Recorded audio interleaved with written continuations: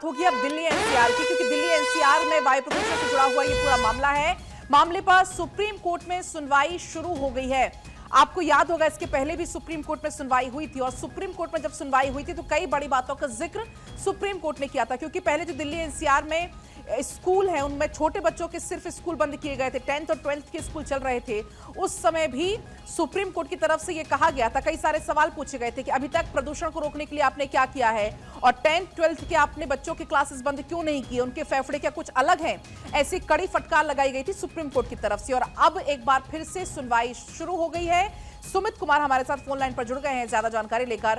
सुमित, वैसे भी क्योंकि स्थिति बहुत ज्यादा गंभीर बनी हुई है दिल्ली की, और अब सुप्रीम कोर्ट में सुनवाई शुरू हो गई है, सबसे बड़ा सवाल क्या कोई हल निकलेगा प्रदूषण का?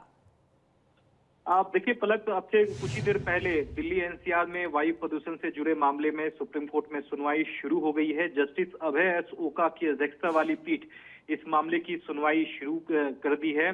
सुनवाई शुरू होते ही सुप्रीम कोर्ट ने दिल्ली सरकार से पूछा है कि हमें बताएं कि आप ट्रकों और मालवाहक वाहनों को प्रतिबंधित करने के लिए क्या कुछ आपने किया है, क्या कुछ कदम उठाया है। जिसके बाद दिल्ली सरकार के वकील ने कोर्ट के सामने अपना हलफनामा जो है वो दिया है, और हलफनामा पर बकायदा कोर्ट ने गौर भी किया है। लेकिन सबसे दिलचस्प बात पलक मैं आपको बताना चाहूंगा कि सुनवाई के दौरान ही गोपाल शंकर नारायणन ने आरोप लगाया है कि कैसे रिश्वत देकर दिल्ली में ट्रकों को जो है वो प्रवेश जो है वो सुनिश्चित किया जा रहा है।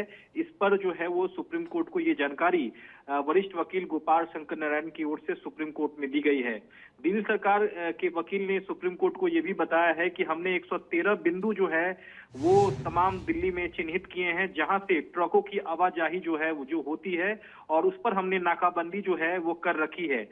इस पर जस्टिस अभय एस ओका ने कहा है कि हम इस पूरे मसले को लेकर केंद्र सरकार से शहर में 113 प्रवेश बिंदुओं पर पुलिस अधिकारियों को तैनात करने के लिए कहेंगे, और हम दिल्ली राज्य कानून सेवा प्राधिकरण के पैरा कानूनी संसेवकों की निगरानी के लिए निर्देशित करेंगे कि क्या इन वाहनों की रोकथाम वास्तव में की जा सकती है या नहीं।